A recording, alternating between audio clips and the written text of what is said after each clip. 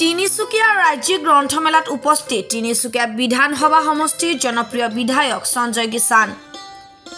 আজি ইংৰাজী 12 ডিচেম্বৰ তাৰিখে তিনিচুকীয়া বৰদলৈ নগৰত সদৌ তিনিচুকীয়া জিলা চুতীয়া ছাত্ৰ সন্থাৰ উদ্যোগত 10 ডিচেম্বৰৰ পৰা আৰম্ভ হোৱা তিনিচুকীয়া ৰাজ্যিক গ্ৰন্থমেলাত উপস্থিত হয় তিনিচুকীয়া বিধানসভা সমষ্টিৰ জনপ্ৰিয় বিধায়ক তথা অসম খাদ্য আৰু অসামৰিক যোগান নিগমৰ অধ্যক্ষ সঞ্জয় কিষাণ।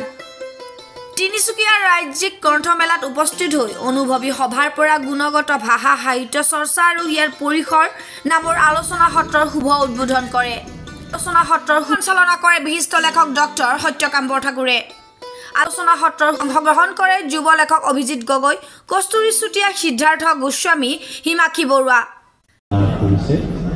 আৰু ধ্ৰুপদী ভাষাৰ মৰ্যাদা লাভ কৰাৰ লগে লগে ভাষা একতাৰ যথেষ্ট ভাষা কওঁতা, ভাষাটোৰ সাহিত্য চৰ্চা কৰোঁতাসকল আৰু ভাষাটোৰ সৈতে জড়িত প্ৰতিগৰাকী ব্যক্তিৰ দায়িত্ব যথেষ্ট বাঢ়ি যায়।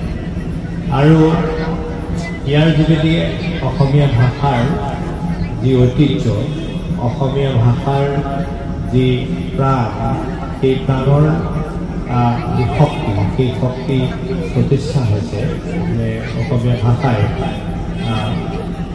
যি ধ্ৰুপদী ভাষাৰ মৰ্যাদা লাভ কৰিছে তাৰ যোগেদি অসমীয়া ভাষাৰ এই যি প্ৰতিষ্ঠা লাভ কৰিছে, এই প্ৰতিষ্ঠাৰ পৰাই আমি আকৌ নতুন ধৰণেৰে চিন্তা কৰিবলৈ আচলতে আমি দায়বদ্ধ হোৱা হৈছোঁ।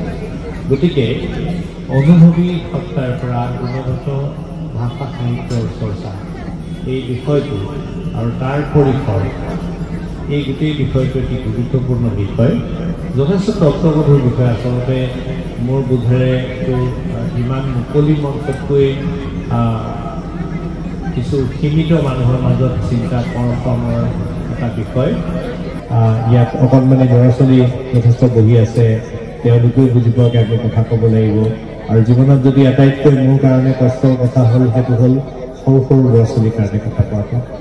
গতিকে গুণগত ভাষা সাহিত্য উত্তীৰ্ণ হৈছে, সেয়া কথাটো আচলতে সময়ৰ হাতত আৰু পাঠকৰ হাতত এৰি দিব লাগিব। গতিকে সেই ক্ষেত্ৰত মই হয়তো মোৰ সিদ্ধান্ত বা মোৰ মন্তব্য প্ৰদান কৰিব নোৱাৰিম। কিন্তু আপোনাৰ এই প্ৰশ্নটোৰ মই নিশ্চিতভাৱে ক'ব পাৰোঁ যে বৰ্তমান সাহিত্যত এক ধাৰা হৈছে যে পষ্ট মডাৰ্নিজিম বা যিসমূহ সাহিত্যৰ ধাৰা যথেষ্ট কঠিন সাহিত্যৰ ধাৰা বুলি বিবেচনা কৰা হয়। আৰু ইতিমধ্যে বিশ্বৰ বহুতো প্ৰান্তত সেই সাহিত্যৰ ধাৰাসমূহৰ পৰিৱৰ্তে অধিক জনমানসত আচলতে প্ৰতিষ্ঠা উদ্যোক্তা অসম তিনিচুকীয়া জিলা চুতীয়া ছাত্ৰ সন্থাৰ সকলো বিষয়ববীয়ালৈ অশেষ ধন্যবাদ জনাইছোঁ।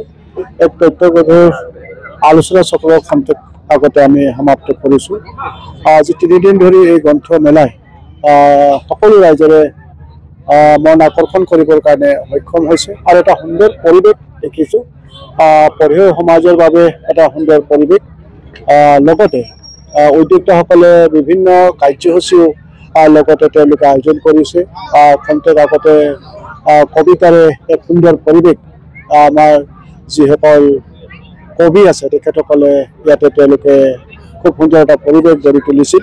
আৰু তাৰ পাছতে তথ্যগধুৰ আলোচনা চক্ৰ হৈ গ'ল আৰু এই সাংস্কৃতিক অনুষ্ঠানটো তেখেতসকলে আয়োজন কৰিছে।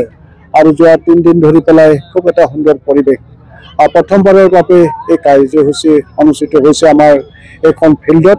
মই আশা কৰিছোঁ যে উদ্যোক্তাসকলৰ যি উদ্দেশ্য, আচলতে সাহিত্য জগতখনক আজি বহলভাৱে আগুৱাই লৈ যোৱা আৰু নতুনকৈ উঠি অহা আমাৰ পঢ়ুৱৈসকলক সাহিত্যৰ লগত জড়িত কৰোৱা, লগতে আজি মোবাইলৰ যুগত যিসকল কিতাপৰ পৰা আঁতৰি গৈছে সেইসকলক কিতাপৰ মাজলৈ পুনৰ লৈ অনা, এনেধৰণৰ উদ্দেশ্যৰে লৈ পেলাই আজি চুতীয়া ছাত্ৰ সন্থাৰ এই আয়োজন। মই আশা কৰিছোঁ নিশ্চিতভাৱে তেওঁলোকে সফলতা অৰ্জন কৰিব। আৰু মই আহ্বান কৰিম যে যিসকল পঢ়ুৱৈ সমাজ তিনিচুকীয়াৰ পৰা আহিছে তেখেতসকলে এই দিনকেইটাত আহক আৰু তেওঁলোকে মন পচন্দৰ কিতাপ তেওঁলোকে সংগ্ৰহ কৰক। মই তাকে কামনা কৰিছোঁ। তিনিচুকীয়াৰ পৰা মহম্মদ আসিফ ইত্যাদি A to Z।